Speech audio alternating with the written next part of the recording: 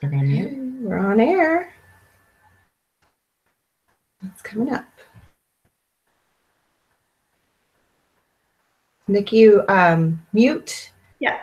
You guys are muted. Welcome. I'm Kelly Mackay. I'm Andrea Kerr. And we are the Beast. And we're going to start today with expressing how grateful we are, not only to be doing this incredible professional development opportunity, but also the lands on which we sit today. We want to acknowledge the unceded traditional territory of the Haudenosaunee, the Anishinaabe, and the Wendat. And we are grateful for the sun and the sky and the learning that we're going to do today and the beautiful humans that are joining us in our panel. So we have Nikki Roy, who works with us in the Hastings Prince Edward District School Board. Welcome, Nikki. Give us a wave. And Vivian is also here, Vivian Petrie, who is a Student Achievement Officer with the Ministry of Education. So we're going to get started showing you what the Beast is all about. And our presentation, oh, hang on. Welcome uncertainty, think differently.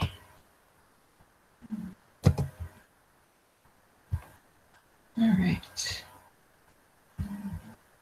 There.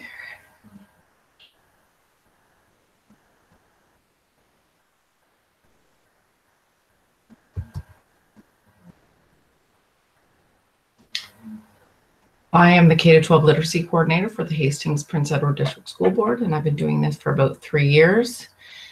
And I have desperately been trying to figure out what being literate means in the 21st century.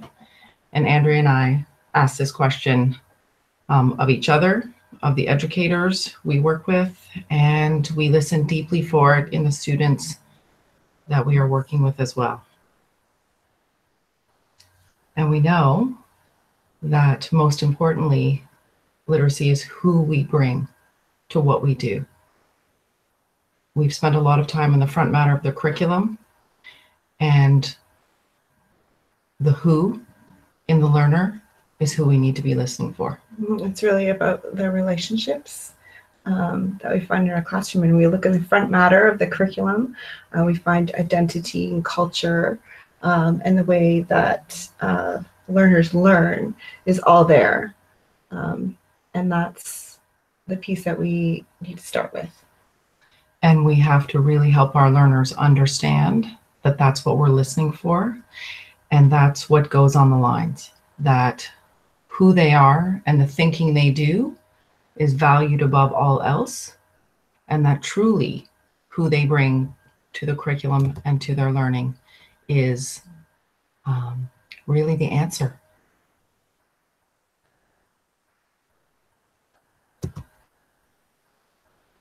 So we've been working on a blog since January, and this is the Beast, thebeastedu.com. This is our drawing of a beast by my 4-year-old daughter.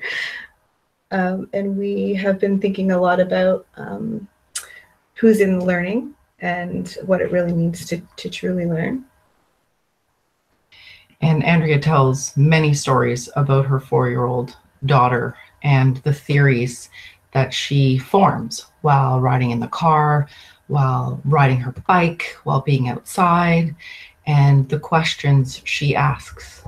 And Andrea and I have thought deeply about the answers that she gives her daughter or doesn't give her daughter, and how important it is for us to be listening for Elise's theories and not stop her thinking with our answers. And that extends to the educators that we work with, but also importantly to the students that we work with. It isn't about the answers. It's about the theories you form and who you are and your voice in that conversation. She's figuring out the world and just pulling together her experiences and just figuring things out as she goes. And she really is just the example for me of what a learner is and does. Mm-hmm. And when she asks the question, why, we have to ask ourselves, why is she asking why, and what's behind all of that? And it really is a theory, as you said, and she has something figured out, and she's just trying to add on to it. And that's the conversation, but we have to find out what her theory is first instead of giving answers. See if I can toggle back to our show here. What's next, Kelly? When we do our blog, we have a story, a narrative that we tell, and then we spend in the wee hours of the morning, 5 a.m., we meet and we talk and we have a conversation in Google Docs. And then Andrea creates the most magnificent sketch notes of the conversations we're having. And you'll see in this sketch note the threads of what it means to learn and who you are in your story and what your basket holds. And all of the learning that we will have done, not only when we are thinking about that narrative or that real story that's happened to us in the learning, all of the other threads that are happening around us all of a sudden are right in front of our face, like these wisps. And that's really what we're trying to understand and trying to figure out. In the mess of learning.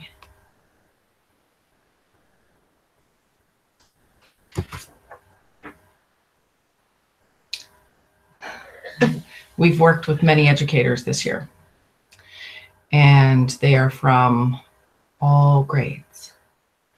And truly, we have had many moments where educators have said their answers weren't what I was expecting.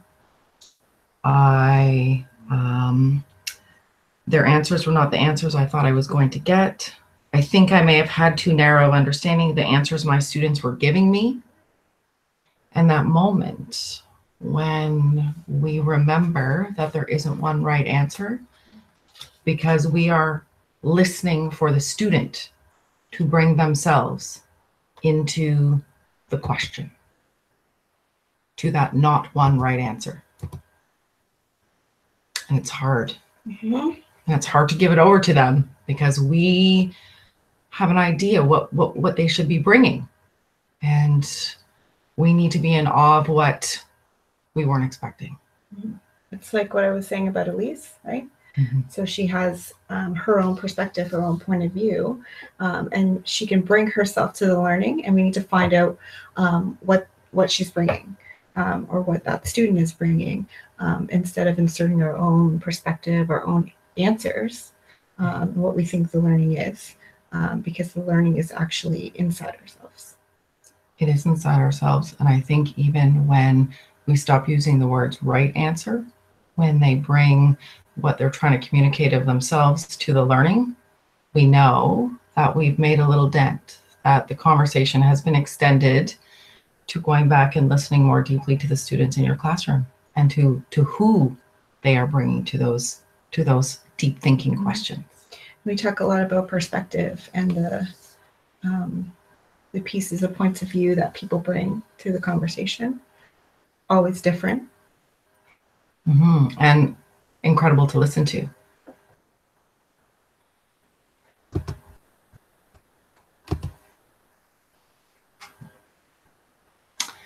So I try and spend as much time in classrooms as I can, and I spent some time in an incredible intermediate classroom. And the students and I entered a text a couple of times, and it was information that they wouldn't know, or perhaps, we say, oh, they don't have any context for that. And we had to spiral back around a number of times for them to really understand I wasn't looking for them to know anything. I was looking for them to dig deeply within themselves for us to have a grand conversation about the meaning they were making individually about this piece of text. And they were in awe that I actually wasn't looking for them to know something. Because there are many answers. And many perspectives. And those, you've reminded me so many times, they're trying to figure out who they are. They are, learning out loud who they are in the world. And truly, that's who they're bringing to those pieces of text and to those hard questions. And when we ask them to go back to their desk and, can you think about it some more? I think we're really considering what that means, in the world of feedback, when they really aren't understanding what it means to go away and think, to dig deeply within themselves, to the rumblings that are happening. We really need to help them understand that that's really what we're listening for.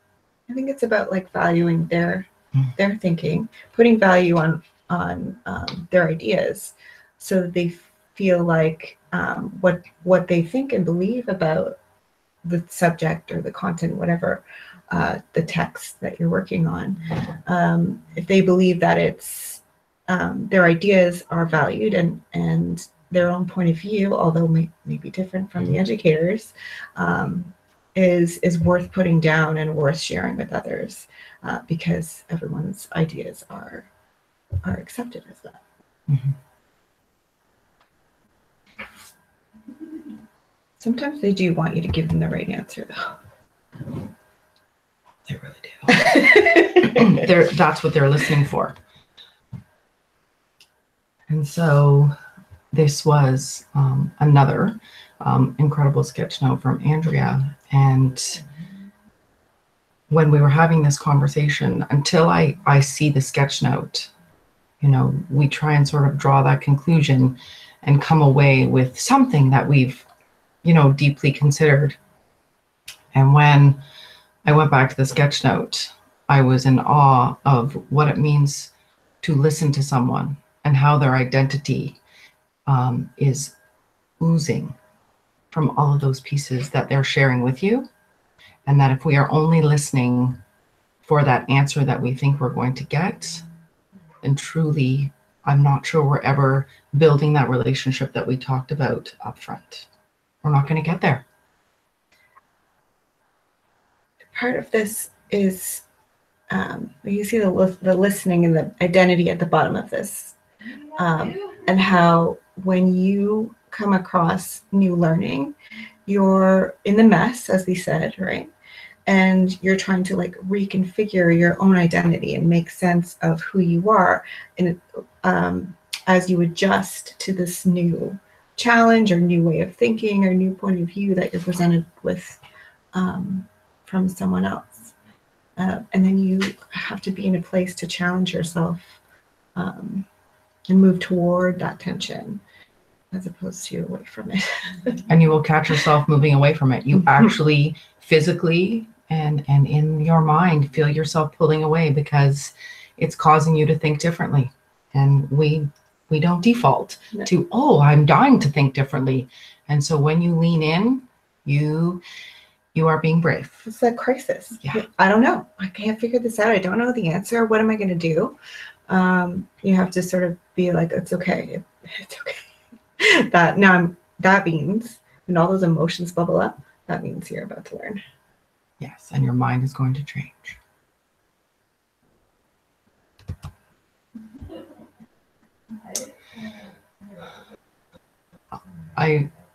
Nikki Roy is part of the incredible humans that are with us today, and a year and a half ago she put this on my chair.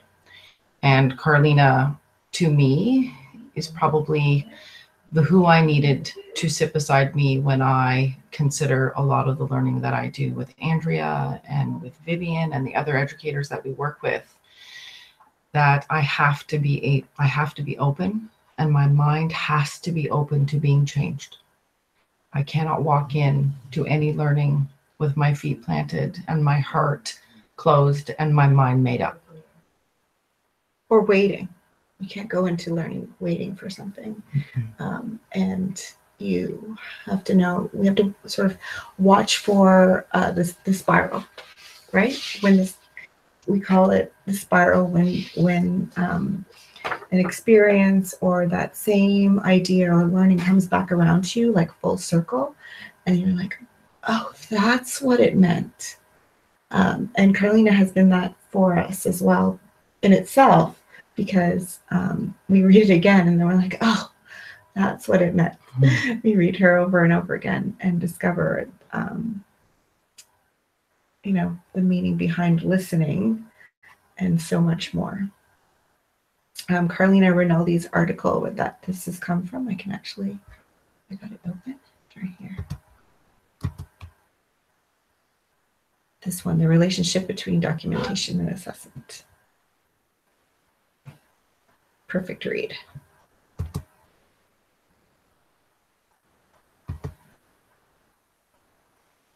And this thread, is directly, it traces directly back to that article from Carlina, and that moment when you've let go of what you're expecting and you can hardly wait to know what they're thinking, and you are moving around your classroom and you cannot imagine any other voices but theirs. And when they start to call each other by name and they are dying to hear what each other is thinking, then you know that the conditions in your classroom are such that they want to hear and they want to know more. And they want to know more because you haven't told them the answer. And their mind is going to be changed, and they'll know that they've learned. Wonderful. Forever.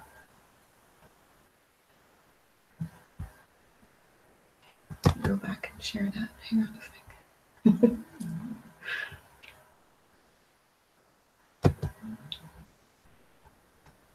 Let's see our faces.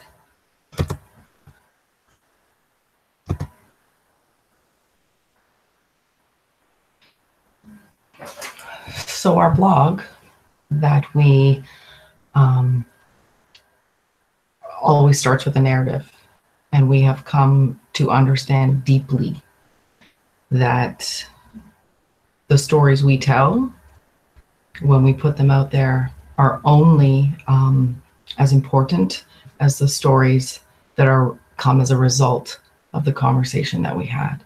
And we know that our stories make up who we are, but the learning happens in the space between when somebody else puts their story there for you as well. The who they are as a learner and everything that they're made up of causes something to happen between the two of you, and you learn from each other, and that's why you're different.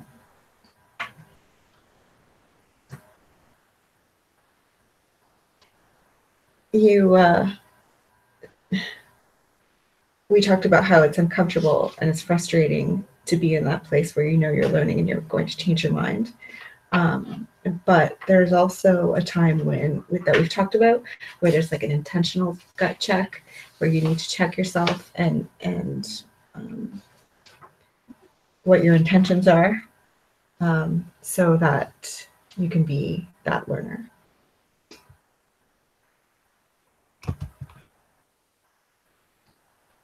Excuse me. And I have to say that we have these moments now that we stop the presses, we stop what's happening when there is that wait a minute moment, that moment when something or someone enters the space between. That is so incredibly important that we cannot just let the conversation, we can't just let it go by.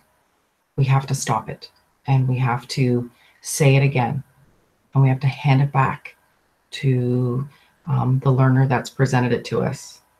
Not only to value it, but to know that it's changed us and who we are as learners when we weren't expecting it. This, it doesn't come naturally at first, that to be listening intently to all the people in the room, and as a facilitator or teacher or educator in the room, just to be able to say, whoa, wait a minute, we need to go back and then repeat what so-and-so said, because we have to hold that thought, because that's thinking that we can build on. And to point out again to the students or the learners in the room that thinking that you heard and just repeated can be extended on or expanded upon, and built upon because it's valued.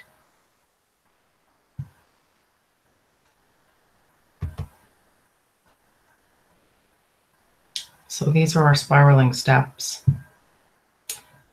And I will say, I'm not sure I've understood it as well as I do now in myself. And those moments when, we revisit our blog, revisit our learning, thinking about the educators that we're working with, that moment that we have spiraled back around to something and we remember it so clearly. But most importantly, our mind has changed. So whatever conclusion that we came to the first time, we've spiraled back around and we're different again. And that's the messiest place to be because we're never finished.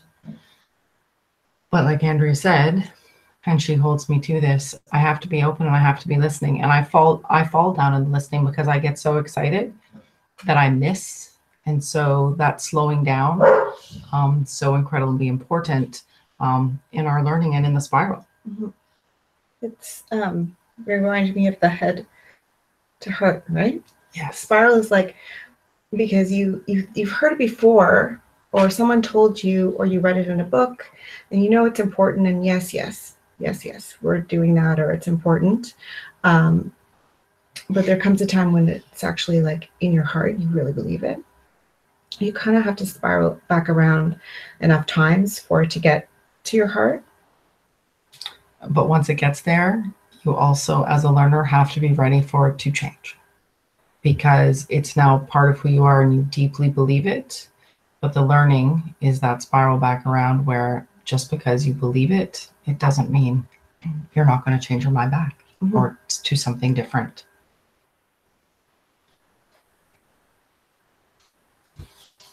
So that is our presentation. I'm going to share our screen so that you can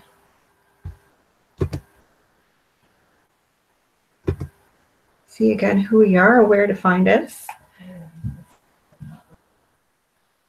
And then we're going to start a conversation with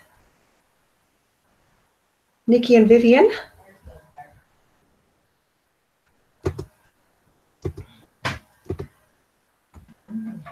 Hi, Nikki. Hi. Hi, Vivian. Hi. Thanks for coming. I'm not sure that we're actually live, though maybe the YouTube link didn't quite work the way we wanted it to, but we are recording and we will share our broadcast when we're done our conversation so everyone can lurk and watch and think and listen.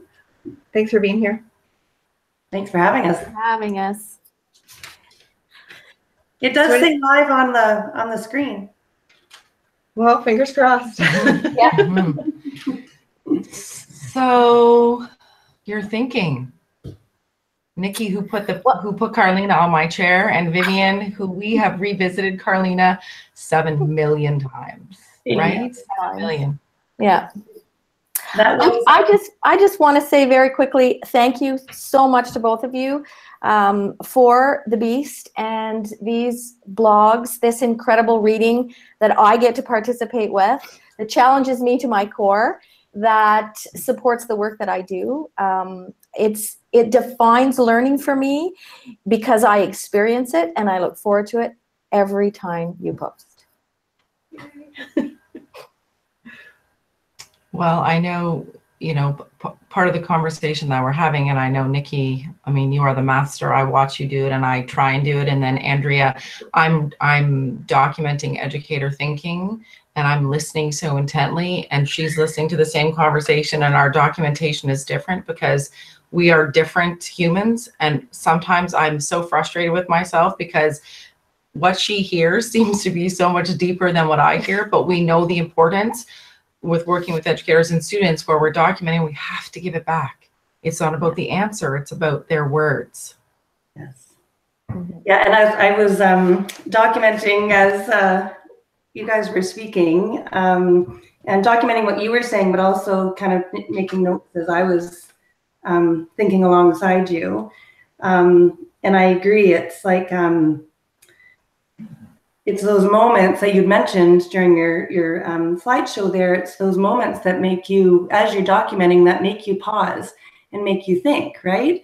And that's the point. I think that's the real value and the real purpose of documenting what children or anybody is saying or doing, and valuing by writing it down, or by taking a picture, or by taking a video. And those moments that make you think, I'm not sure, or that just, I wasn't sure what they meant, or that just made me curious. Those are the moments, like you said, that are ones that are so important to come back to with the person, or with whomever you are learning with. Sometimes it could be just for yourself, but if you bring it back to them, then you get a better understanding and opportunity to learn alongside them, I think. You find out who they are. Yes. It's a conversation. Absolutely. And we have found that when we are handing it back, you know, and it's their words that we hand back, not our interpretation of those words, or what we give those words back. It's actually that giving back that sort of causes them to think more deeply about what they said, because they actually haven't realized what they've done to us as listeners. So right. you hand it back, and not only is it valued, they're like, wait a minute, was that like an actual thing? Wait, I have to think about this again. And it's so incredibly powerful. You know, simple and practical come to mind, but you're not changing their mind or changing their theory. You're simply handing it back. Right. Mm-hmm. And that's that reciprocal relationship, right? You're developing that relationship with them. Yeah, I wrote down when you talked about that, about how pedagogical documentation isn't about finding answers, but it's about asking more questions and to dig deeper. Vivian, go ahead. That you spent a lot of time learning with us, with educators, and we have those moments where we weren't expecting it when it happens. Yeah. It's very exciting, I think, to really dig into what Andrea says about relationships. So the relationship between the head and the heart, for example, or the relationship between the student and the educator, the relationship between the person who's reading the text, that back and forth. And I think if we're open, then we're going to we're going to be in that messy space along with our students or with the educators that we're working with. And then we're going to have that aha because we're open to it. So the relationship is it's really tricky. And when Andrea talks about, you know, when you talk about being with your 4-year-old daughter, well, that is a pretty deep relationship, mother and daughter. Educators have a different, right? There's a professional, there's a distance. This is the tricky part. And so if we're going to stay in that open, messy space and really honestly do it together, then I think we have to keep the relationship part on the forefront. And what are we trying to do? What are we trying to create? What are the conditions where we can feel that trust and that back and forth and that openness? I love the ahas. I love the learning. The sippy side. We talked about how we need to find out as much as we can about our learners and who they are, and we sort of use the hashtag #SitBeside to talk about assessment, but also the learning, knowing what the learning is. But then we thought, well, it doesn't really have to be actually physically sitting beside, kind of like the knowledge, the circle, you know, to actually be in a circle, for that to be, it's like a metaphor for the relationship. And we also have the metaphor, it's a space between. Can you explain? Well, the space between, for me, I don't think I recognized it, Nikki, when you talk about the back and forth. You know, we come to that space of learning together, and I bring who I am, you know, and the other people bring who they are. And we, even in that beautiful sort of circle thinking, we know that we need to leave space for something that we make together, something that's new. We can't fill it up with everything we know and everything we believe. I have to listen deeply, and you listen deeply to me, and what happens in that space between is the learning we do with each other because of the relationship. And also like the responsibility, like you said, Nikki, about it being reciprocal, and only when people in the room together are there together, only because of that. And that openness in that relationship that you are, like your quote from Carlina about that, how you are open to learning to whatever is happening at the time, and whoever's with you, beside you. And like you say, it doesn't have to be physically beside, but it's being experienced and open to the people, and that provides those opportunities to learn from each other. We don't learn alone, right? We learn from each other, and to value, no matter how old you are, we all contribute to the conversation, and with our experiences and who we are. And I think that's amazing, because you learn from, we learn from kids every single day, right? If we just have to slow down and listen and provide space and time to hear them, right? And I think we have to want to be changed. I'm thinking about Carlina's quote, I'm changed for having been here with you. The change can be, so small, but I have to be open for my mind to change. Well, and you talked today about that feeling of not knowing. So if you're going to enter into some new information and some questions that are placed upon you, and you have that kind of scary kind of, I don't know, because now there's no ground under my feet. Now what am I going to do?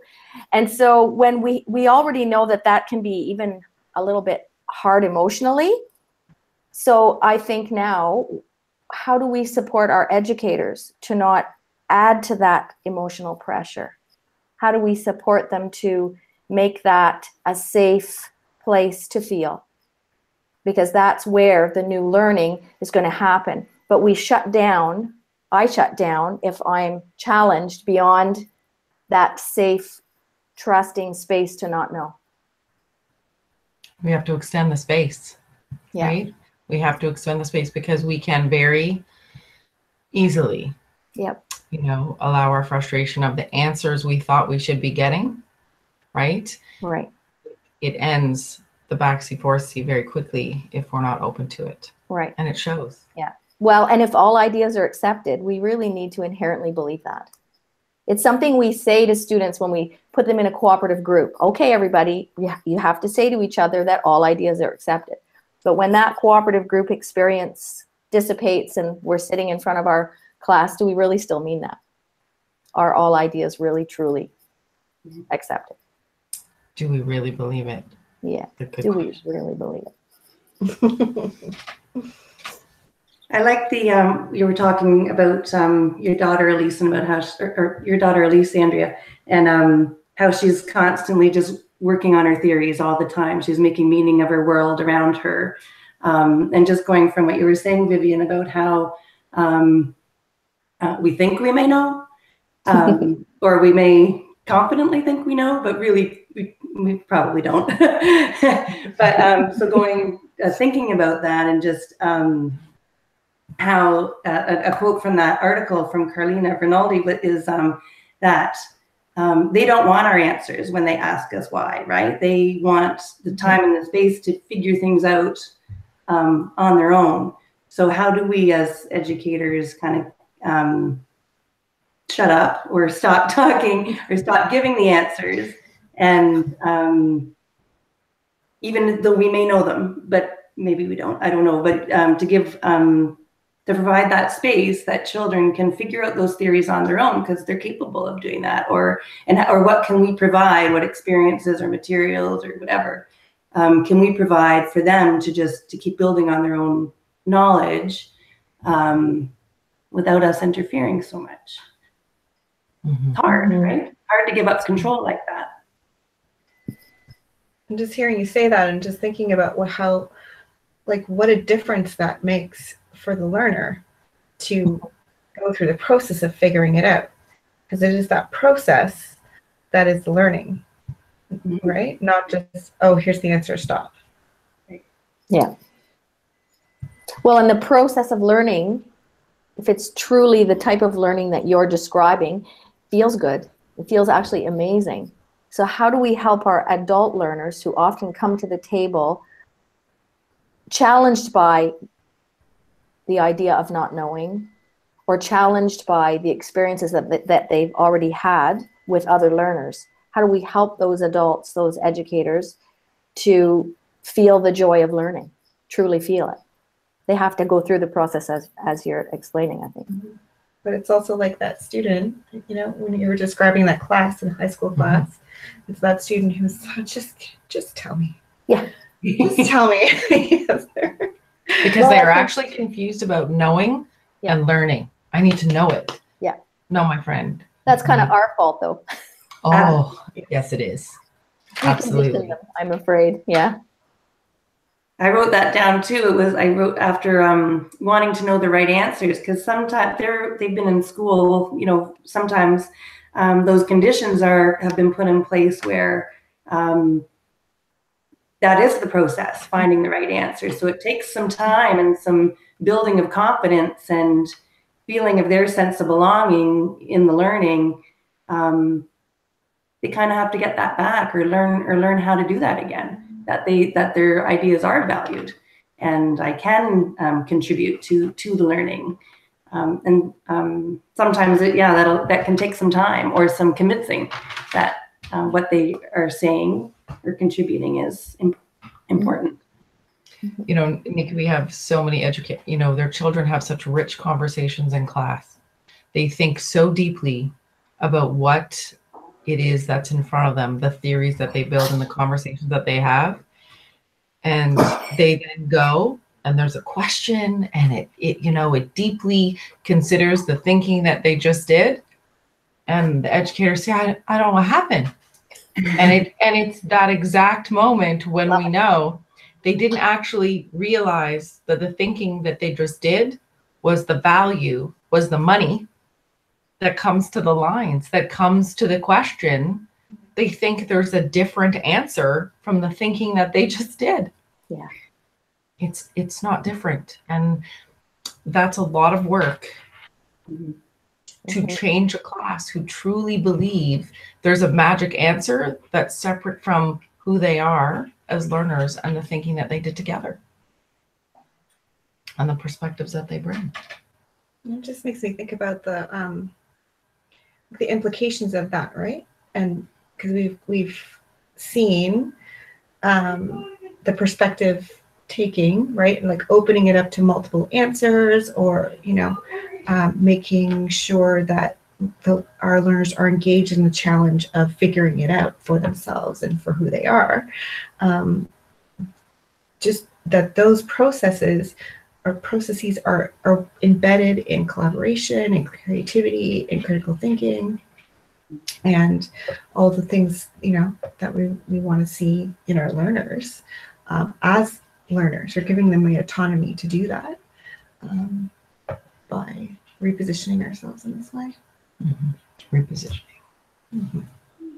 So maybe this has got me thinking a bit more too about the idea of self-reflection. Because when I read the blogs and I go back to some of my own experiences as a learner in school, as an adult learner, and as a co-learner, I feel like that reflection is very powerful when it comes to figuring this kind of thing out. So what then if we allow the opportunity for our students to reflect on their learning journeys and to maybe get them to come to terms with learning feels and looks and is a different process than what I write down on the math test? And how do we support our educators to really be able to tell through documentation and opportunities for conversation and that reciprocal relationship, how do we help them identify learning so that they can professionally evaluate and assess? Maybe we need to involve our students just a bit differently. So you're making me think, Vivian, about process. Well, you said the word process, and I'm thinking like during, right? During. So it's not just valuing the thinking and of other people's perspectives, but also the fact that the learning actually takes place while you're figuring it out. Mm-hmm. And if we're to start to think about assessment, we have to document, right, the figuring it out, right? Because those are the juicy bits. Yeah, and that's what we want them to spiral back around to. Yeah. We want them to hold the juicy bits and know that's what we valued, and that's what you need to value as a learner. Yeah, it's not the end. No, At the end, you really shouldn't have figured it all out, because you're a learner, and you might have to. Yeah, you might have to change your mind again. Yeah, absolutely. Well, we hope so. We do. Inquiry.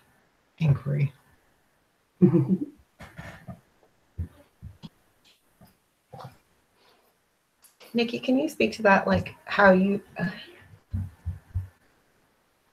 find your little people in the during?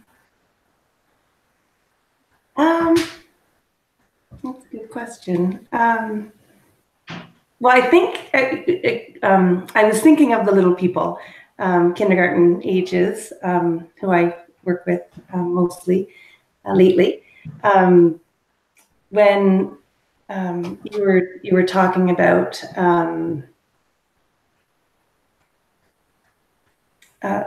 sorry. So I think like 4 and 5-year-olds come to learning so openly and so with such curiosity and wonder, innately, right? They come to school like that. And so it made me think when we were talking about the older kids about how sometimes they're like, I just want the right answer, or I just want to show you the right answer. They, I don't think they're there yet, right? So I think they are constantly in the process of working out theories. And so it makes me think about through education and through their years as they grow older, what changes that kind of stops that curiosity, or not stops the curiosity, but stops about what we're looking for. So in kindergarten, the documentation process is, and the assessment process, I think because it's play-based and inquiry-based, and if that's the way the classroom is kind of established, the taking notice of kids like in the midst of learning is a little bit more evident, right? It's a little bit more in front of your face, you know. So to document or to take a picture and to come back to and bring the documentation back to kids because they are, the process I think is just seems to just continue. Does that make sense? It does. Yeah. Sounds curious. Yeah, it's happening. FPD. Yeah. We were talking about the retirement thing the other day, and how yes, you made this. Well, it was after talking to you actually, Nikki, when I came upstairs. I'm like, well, and we had talked about this a little bit too, you and I, about how when we're in kindergarten, we're just deep in the learning, right? And figuring out who we are as little humans. But we kind of go away from it and then move back to that same process. It's sort of when we retire, right? Because we want to make sure we're close to the end. We want to make sure that we have, like, you know, made our mark or made a contribution to the world. And so we go to Europe and like figure out our own like humanity. And how many times have we heard, you know, I have to go find myself? Yeah. I deeply wonder why people ask that question. You know, where'd it go? What do we do? You know, and I need to find myself. We sort of knew when we were 4, we were trying to find ourselves, and then we spend all this time. Uh-oh. Oh. I don't know, we lost them. That's too funny. I was really interested. Oh, darn it. Me too, I know. Oh, she's coming back. We lost you. There you go. We're back. Oh, okay, good. Yeah. She said it's a long journey. It's a long journey. Yeah, 4 to 64 is a long way. It is. Yeah. Imagine if we could find ourselves or be deep in that search all the way along. Mm-hmm. So Andrea and I were having this conversation that she referred to the other day because we were once again digging into the kindergarten program, and the one frame, kindergarten frame, is belonging and contributing, and it's like a sense of place and building relationships and how we contribute to our world as 4-year-olds and 5-year-olds, and it's just such a. I just love the kindergarten program. Just saying that right out there. Because of that, right? It's in the curriculum. Like, that's the learning that needs to be happening in our kindergarten classrooms to develop those citizens. Not later, not like when they grow up or preparing them for the world. It's like right now. It's their lived experience as 4-year-olds and 5-year-olds, right? And how to continue that and not, I think, through the Ontario Regio Association, there's somebody who's coming to speak, and I forget his name, but he was talking about how the difference in our schools, how we are always preparing kids forward, preparing. Yep. And how in Reggio, like the Laurice Malaguzzi talks about how children are cultured, they're lived culture, right, from they're born. So how do we keep that stance in that any age are contributing to our world all the time? Mm-hmm. Mm-hmm. It's not just in the front matter, or like it's not just in the kindergarten curriculum. It's in the front matter of all the documents. We found identity and culture right there, and there was relationships. All of those pieces are right in the front matter. We flip by. We can't. Yeah, don't flip by it. Don't flip by it. And we have spent a lot of time in the learning that we're doing. We come back to the front matter a lot for ourselves as well. For ourselves as well, because again, we can be thinking deeply about the data and the results, or we could be thinking deeply about how we have people slow down. Mm-hmm. And what are we listening for, and what's the feedback that your children are giving you, and what's that space between that you can be giving that feedback with your ears, Nikki, and not our mouths, right? Mm-hmm. Well, I think we're gonna say goodbye, and thank you. Thank you so much for joining us. Yes. You are our sipicides, our ultimate sipicides. You're so fabulous. Thank you so much for having me. Thank you so much for having me. Thanks. Okay, we'll see you soon. Bye. Bye. Thank you. Bye, Nikki. And thanks, everyone. You can find us at thebeastedu.com, and we hope to see you again soon.